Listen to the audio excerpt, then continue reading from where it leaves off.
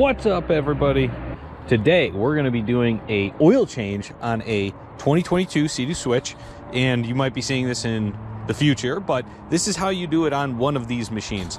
So this machine is pretty much brand new. It's got 13 hours on it, and you're supposed to do an oil change at about 10 because you have the braking oil in here. And I'm going to show you exactly what to do here and what you need. So manual, what they say, and everything about that is kind of going to be put into play onto here. But anyways, this is a Sea-Doo Switch Sport Compact, but all the motors are the same as I stated in other videos.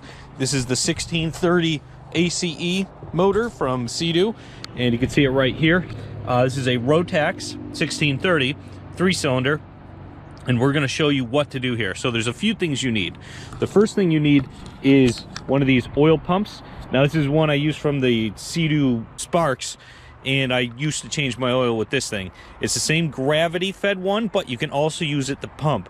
Now what you do here is you take this and you put it into the dipstick tube right there, this long wire looking tube. You put that in the dipstick tube and then you start pumping, and it'll actually come up. Now the reason why I say gravity is you can put it through the bottom of the hole, come up, and then have it gravity feed into there. But since this holds pressure, it can actually pull the oil up without you having to do anything. So this is the most effective way to change the oil on this machine itself. And here's the oil fill right here. Don't know how well it shows, but there's the oil fill right there. So we're going to take this tube out, we're going to put this in, and we're going to pump it out. Now what you do is this can actually hold 5.3 quarts. And the reason why we're not going to put in all 5.3 is because the manual says take out 3.2 to 3.3 quarts to put that back in. You're going to leave some of that old oil in there, and it's going to recycle that with the new oil. But the one thing you're definitely going to want to do is change your oil filter as well. So we're going to go over all this in the video. So keep an eye out for what we do here for next steps. A couple things to note before we get this job started. We're going to need our oil filter, which is our 420-956-744. We're going to need our oil, 5W30, at least 1 gallon. We're going to need our E10 socket and a socket that goes along with it, a couple rags. We're going to need a funnel, and we're also going to need our oil pump. Those are the things you need to start this job. So the first thing we do here is we're actually going to heat up the motor ever so slightly. So the motor's down here. It's a cold day out. Well, it was a cold morning. It was actually under freezing. It was about 30 degrees. Today it's about 60-ish degrees, and we're just about in November. We're the day before Halloween. But we're going to use the old duplicator app plugin because I forgot my key once again, and this thing has been saving my butt every single time I bring this out for the most part. But anyways, we're going to plug this in, and we're going to start this up. Yeah, low fuel, I get it. So we're going to start it up, and we're going to let it run for a few seconds. It's going to yell at us, but we're going to let it run just to warm up the oil. After it runs for a couple seconds, we're going to shut it off, and the oil should be warm enough so it'll come up nice and easy. So let's do that. Okay, we're nice and warm now, so we're actually going to turn this off. Now that the boat's off, we're going to start the oil change process. We're going to pump out the old oil, and then we're going to measure it and put in just the amount we pumped out. Now, the next thing is getting a genuine part from Sea-Doo or BRP for your oil filter. Don't do anything but OEM, as is tradition, because this is going to be your best method of saving your motor in case there's any issues. So pay a little bit more money, get the actual genuine part. And same thing with the oil. Pay a little bit more money, get the genuine oil, because that's going to save your butt in the long run. Let's start by pulling the dipstick out, and we're going to check the oil. It's actually going to be a little bit warm, which is good. We want that so the viscosity isn't so thick. So this is nice right here, and it's not going to have a good depiction of how much oil is in here right now because I started the motor and let it run. So anyways, we're going to take this tube from this right here. We're going to make sure it's nice and clean, and we're going to stick it in here. I don't know how good that shows on the video, but we're going to put this tube in here. Make sure you hit the bottom of that. And then what we're going to do is we're going to take our pump, and we're going to start pumping this up right here. So here we go.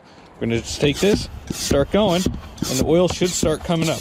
As soon as we see that oil coming up through here, we know we're good. There it goes. You can see it looks nice and black right now because we have 13 hours and this is braking oil, so we're going to actually see some motor internals, which might look a little weird, but if it's this color, do not be alarmed because it's supposed to be this color. So here it goes. As I said, a few pumps, and this thing will automatically start pulling up due to the pressure in here having so much suction. So let's let this go, and we'll catch back when we get our 3.2 quarts out of here. Also, to note, the more you pump, the faster this will go. I don't know how fast you can see this flying through the tube here. Let's see if we get it in the sun, but it's going pretty quick now, and it'll start filling the bottom of this, and it'll start pulling this up. Each of these lines is 1 quart right here, so we're going to get 3.2 pretty much. And if we start to go above 4, we're definitely going to stop, because obviously we have a gallon on us today. If you do pump out more, obviously you're going to put back what you took out. It's as simple as that. By the way, this is a pretty slow process. I've been waiting now about a minute or two. The oil's coming in as quick as it really can because this tube is very small. So the fact that the oil is slightly warm will make it a little bit quicker. So that's what we're doing right now. We're just going to make sure this comes out nice and easy, but we're also going to monitor how much we're pulling at the same time. So this should take about 10-15 minutes total. It's barely even covered the bottom so far. So after 10 or 15 minutes, this should be done. But as you can see, I'm not barely pumping, maybe once a minute or so, just to make sure this is constantly moving. So yeah, but anyways, this is part of a kit on Amazon that sells the same oil and the filter for your Sea-Doo switch. But keep an eye out, make sure it's the correct one. Whatever you use for a pump works too. You can get these on Harbor Freight or Amazon. One of those pumps that have the compressor plug-in also works really well. But this is simple because you don't need anything. As you can see, I'm out in the middle of a field, and I'm pretty much just doing this on my own without any power tools. So yeah, this works pretty simple. 2 quarts. Next, we're going to take our E10 spline bit, and we're going to remove the filter. Let's get you a better view of this instead of what I'm looking at. And we're going to remove this guy. We're going to get back to the video.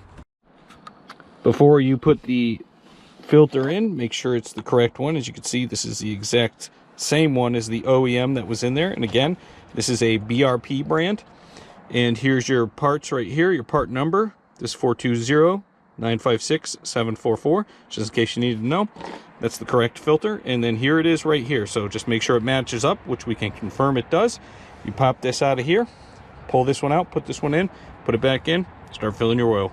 Another thing to note is the part number will be printed on the top. You can see Rotax 956-744, and both of these say that. One of them's got a little bit different of a time it was made, clearly, and the other one's right here. So let's go ahead and put this back in. Here's your new one going back into here. All right, we're gonna put this back into here. I'm gonna try to get this best I can. Don't know if y'all can see that, but it pops in like this. And then this top screw goes right in, like so. And we're gonna take this, screw it back in, keep going. This is not my funnel of choice, but we're gonna put the funnel in here, and we're gonna start putting back the oil we took out. Right here. As you can see here on the dipstick, if it focuses, we're about halfway up, and we're level. So we're looking good. We're going to turn it on, make sure that oil level stays around that same mark, and then we're good to go.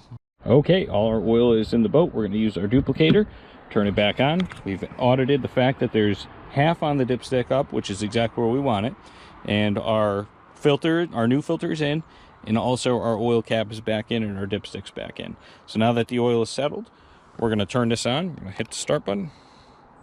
It's going to yell at me for low fuel. Clearly, it's going to yell, and then we're going to start it up. We're going to let it run for a few seconds, not too long. Make sure the oil cycles through the motor. After it settles, we're going to check the dipstick again and make sure we're looking good. What we're going to do here is we're going to check the dipstick. We have a rag on us just to make sure we can clean it off. So the first time we go to lift this up, it's going to have oil in it. All up the dipstick. As you can see here, it's all up the dipstick. We're going to clean it off, and then we're going to put this back in, and you'll see some residual legs, if you will, for the wine drinkers on the dipstick tube.